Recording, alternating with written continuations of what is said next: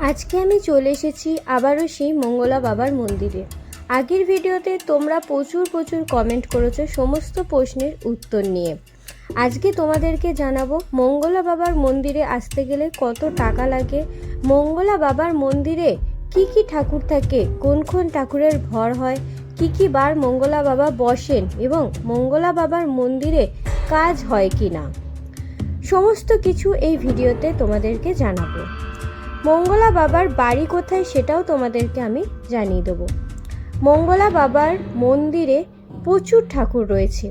আমরা কোনো মন্দিরে যাই, কোনো মন্দিরে গিয়ে দেখি কোথাও রয়েছে কালী মা, কোথাও বা দুর্গা মা, কোথাও বা মহাদেবের মন্দির, কিন্তু মঙ্গলা বাবার মন্দিরে এসে দেখতে পাই এখানে প্রচুর ঠাকুর রয়েছে। দুর্গা মা, কামাখ্যা, লক্ষ্মী, গণেশ, সরস্বতী, কার্তিক, বাবা লোকনাথ, এমনকি মহাদেবও। আর প্রতিটা ঠাকুরের নিচে রয়েছে প্রত্যেকটা ঠাকুরের ঘট। এবার তোমাদেরকে বলি এই মন্দিরে মঙ্গলা বাবার কোন ঠাকুরের ভর ওঠে।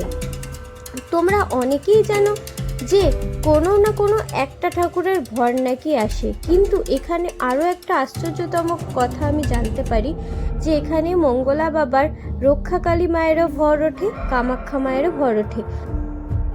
তোমরা আমাকে অনেকেই কমেন্ট করেছিলে মঙ্গলা বাবা কিভাবে মানুষের সমস্যা দেখেন। এবার তোমাদেরকে বলি মঙ্গলা বাবার যখন ভর ওঠে, ভরের দ্বারা মানুষের সমস্যার কথা তিনি বলতে পারেন, এমনকি ঘটের জল দেখে তিনি বলতে পারেন মানুষের কি সমস্যা হয়েছে। আরও একটা কথা তোমাদেরকে বলি বন্ধুরা, তোমাদের যদি কোনো তান্ত্রিক বিশ্বাস হয় বা বিশ্বাস না হয়, তোমরা আগে নিজেরা এসে জানবে যে সেই তান্ত্রিক তোমাদেরকে ঠিক কথা বলছে কি না, তারপর তোমরা নিজেরা সঠিক বিবেচনা করে তারপর তোমরা কাজ করাবে। তোমরা পুরো ভিডিওটা না দেখি অনেকে নানান ধরনের কমেন্ট করো, তাই তোমাদেরকে রিকোয়েস্ট করব তোমরা পুরো ভিডিওটা দেখে তারপর তোমরা যদি কিছু বুঝতে না পারো তখন তোমরা কমেন্ট করবে। এবার তোমাদেরকে বলে দিই মঙ্গলা বাবার ঠিকানা। মঙ্গলা বাবার ঠিকানা হচ্ছে বর্ধমান স্টেশন থেকে তোমরা যারা আসবে, বর্ধমান স্টেশন থেকে ডাইরেক্ট পুলিশ লাইনের টোটো ধরবে, বলবে পুলিশ লাইন আদিবাসী পাড়ায় যাব। বর্ধমান স্টেশন থেকে পুলিশ লাইন আসার কিন্তু বাসও পাওয়া যায়। 10 টাকা করে বাস ভাড়া নেওয়া হয় আর টোটো ভাড়া নেওয়া হয় 20 টাকা করে। আর যারা তোমরা আলিশা বাসস্ট্যান্ড থেকে আসছো তারা আলিশা বাসস্ট্যান্ড থেকে ডাইরেক্ট টোটো পেয়ে যাবে, যেখানে ভাড়া নেওয়া হবে মাত্র 10 টাকা। তো এখানে দেখতেই পাচ্ছ মা কামাখ্যা মায়ের রূপটা কিন্তু অপূর্ব, আর বাকি সমস্ত ঠাকুরেরও রূপ কিন্তু খুব সুন্দর। আর এইখানে প্রত্যেকটা ঠাকুরের ঘট কেন বসানো হয়েছে, কারণ মঙ্গলা বাবা নিজে বলেছেন যে প্রত্যেকটা ঠাকুর কিন্তু আলাদা আলাদা, তাই প্রত্যেকটা ঠাকুরের ঘটও কিন্তু আলাদা। তোমরা আমাকে কমেন্ট করেছো যে মঙ্গলা বাবার মন্দিরে কি আদৌ সত্যি কাজ হয়েছে। তো দেখো বন্ধুরা, আমাদের কাজ হচ্ছে ভিডিও ইনফরমেশন দেওয়া, কোথায় কোন তান্ত্রিক আছে বা কোথায় মানুষের উপকার হয়, সমস্যার সমাধান হয়, সেই সমস্ত ইনফরমেশন আমরা ভিডিওতে দিয়ে থাকি, কিন্তু পার্সোনালি আমরা কিন্তু কাজ করাই না। এবার তোমাদেরকে বলি আমাদের কাজ ইনফরমেশন দেওয়া। তোমরা যদি মন্দিরে আসো তোমরা নিজেরাই তান্ত্রিকের সাথে কথা বলে জানতে পারবে যে সেই তান্ত্রিক তোমাদের সঠিক কথা বলছে কিংবা মিথ্যা কথা বলছে। তো তোমরা সেটা নিজেরাই বিবেচনা করবে, আর বিবেচনা করার পর তারপর তোমরা কাজ করাতে দেবে। আমাদের কথা হচ্ছে তোমরা নিজেরা এসে সঠিক সিদ্ধান্ত নেবে। এখানে প্রচুর ভক্ত আসে যারা বলেছেন এই মন্দিরে কাজ হয়েছে, তাও আমি তোমাদেরকে বলবো যে তোমরা এসো, তোমরা আগে নিজেদের কানে শোনো, তারপর তোমরা সেই সিদ্ধান্তে আসবে যে তোমরা এখানে কাজ করাবে কি করাবে না। এবার তোমাদেরকে বলি মঙ্গলা বাবা কি বার মন্দিরে বসেন। মঙ্গলবার আর শনিবার সকাল 8টা থেকে যতক্ষণ ভক্ত থাকে ততক্ষণ তিনি মন্দিরে বসেন, কারণ অনেক দূর দূরান্ত থেকে ভক্তরা আসে মঙ্গলা বাবার কাছে তাদের সমস্যা নিয়ে, তাই যতক্ষণ ভক্ত দেখেন ততক্ষণ তিনি তাদের সাথে কথাবার্তা বলেন।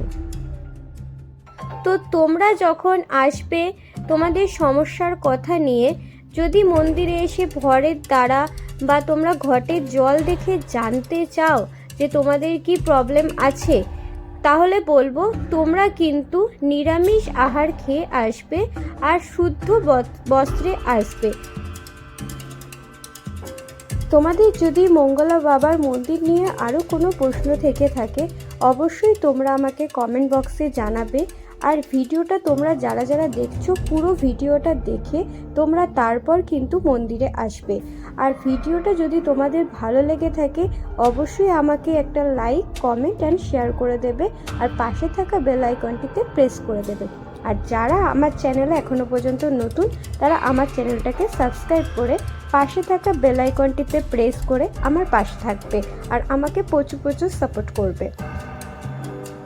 একজন বন্ধু আমাকে কমেন্ট করেছে যে মঙ্গলা বাবা কি নতুন নতুন মন্দিরে বসছেন। আমি ওখানে গিয়ে জানতে পারি যে মঙ্গলা বাবার মন্দিরটা বহুকাল পুরনো একটি মন্দির এবং তিনি এর আগেও বসতেন।